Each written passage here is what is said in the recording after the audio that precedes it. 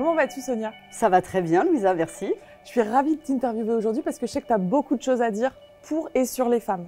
C'est vrai qu'il y a encore beaucoup de choses à dire. Et j'aimerais tout de suite commencer avec cette phrase que tu m'as confiée lors de notre premier échange, où tu m'as dit « Tu sais, dans le domaine du journalisme sportif, à valeur et compétences égales, les femmes doivent toujours faire plus que les hommes afin de prouver qu'elles sont capables et qu'elles s'y connaissent autant. » C'est vrai, on doit faire 2 fois plus nos preuves. C'est-à-dire qu'on aura beau faire le même travail qu'un homme, ce ne sera pas assez. Il faudra montrer qu'on sait faire plus, qu'on sait faire mieux, en tout cas qu'on peut le faire si on nous le demande. On doit davantage prouver sa valeur et c'est encore d'actualité aujourd'hui, malheureusement. Déjà, merci de nous accueillir chez toi. Avec plaisir, bienvenue à la maison. C'est sublime, moi je suis ravie d'être ici. Est-ce que je dois te féliciter d'être la première femme à présenter la Ligue des Champions? Ou est-ce que je dois te féliciter d'avoir obtenu ce poste tant convoité des journalistes sportifs? Peut-être la deuxième.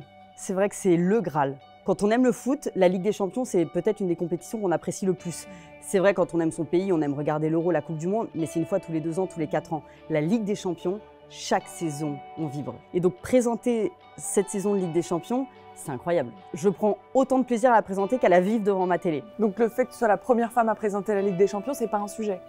C'est pas un sujet, oui, c'est une femme, oui, c'est un homme. Et c'est vrai que de toute façon, même si c'est un homme à présentation, il y a souvent une femme en tant que consultante. Donc j'ai envie de dire, il y a toujours eu des femmes sur des plateaux de foot. Parfois pas pour les bonnes raisons, mais aujourd'hui les femmes de plus en plus montrent qu'elles ont leur place en plateau pour leurs compétences et leur travail. Donc c'est vrai que je présente la saison de Ligue des Champions, mais parce que j'ai les mêmes compétences qu'un homme finalement, et que je fais visiblement aussi bien qu'un homme à la présentation. Quand tu as été nommée, qu'est-ce que tu as ressenti? Beaucoup de fierté. C'est vrai, et il faut pas se cacher, il faut pas en avoir honte de se dire qu'on est fier de notre parcours, que notre travail soit reconnu en fait, que nos efforts aussi soient reconnus, et faut être fier de soi et fier de se dire j'ai réussi. Tu m'as dit que dans ta carrière, tu t'étais rendu compte que peut-être les femmes avaient tendance à se victimiser, à se dévaloriser dans le monde du travail. À quel moment tu as pris conscience de ça? Et quels sont tes conseils pour peut-être moins se dévaloriser? Elles ont même tendance à se censurer, et je trouve que c'est encore plus fort. C'est-à-dire que soit elles sont déjà dans le milieu, et il y a des opportunités, et elles vont se dire « je ne vais pas postuler, de toute façon ce ne sera pas pour moi, de toute façon il y a lui, et il va être choisi lui, et de toute façon je suis une fille, on ne me prendra pas en tant que chef parce que c'est du sport ou c'est du foot ». On sait qu'on est capable de plus, il y a des opportunités, mais on ne va pas les saisir parce qu'on n'ose pas. Et c'est vrai qu'on le voit aussi, quand les femmes deviennent mamans, elles se censurent encore davantage. Quand c'est un job où il faut voyager, par exemple, où il faut travailler le soir, ou travailler les week-ends sur les championnats, on va se dire « comment je vais m'organiser ?» Et les enfants, et c'est compliqué. Et qu'est-ce qu'on va penser de moi? Oui, je suis partie quasiment 6 semaines pour couvrir la Coupe du Monde au Qatar. Alors après, les félicitations, et c'est trop bien, et ça va être trop cool, et moi aussi j'étais trop contente.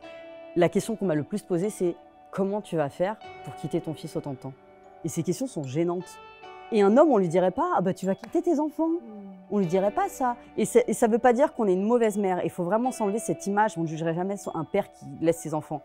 Et je ne dis pas qu'il faut juger le père. Il faut en juger aucun des deux. Et les mamans se posent trop la question. Il faut se la poser, mais pas plus qu'un homme.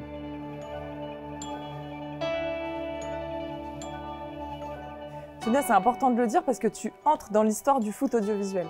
Il y a plus de 20 ans, c'était Nathalie Iannetta. Aujourd'hui, c'est toi. Quels conseils tu donnes aux jeunes filles en passe de devenir journalistes à l'aube de leur carrière? De ne pas hésiter, d'oser.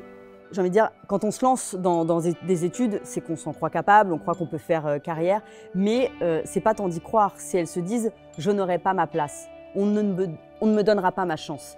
Et c'est faux. Oui, ça a été difficile, mais les choses changent et plein de rédactions font en sorte que ça change. À RMC Sport, il y a ce comité qui a été créé avec des hommes, avec des femmes pour réfléchir ensemble comment donner plus de place à la femme. Et pas parce qu'elle est une femme, mais se rendre compte et prendre conscience que parfois la femme a autant de compétences qu'un homme pour un certain poste. Il ne faut pas qu'elle se censure et qu'elle se dise « bon, je vais faire autre chose, j'aimais bien le sport, mais je ne vais pas le faire parce que c'est trop compliqué ». Ce sera dur, c'est sûr, mais ça évolue tellement aujourd'hui les mentalités qu'il ne faut vraiment pas lâcher. Merci beaucoup Sonia pour ta passion, ta spontanéité et tous les conseils que tu as pu donner aux jeunes femmes, parce que tu restes un exemple. Merci. Merci à toi.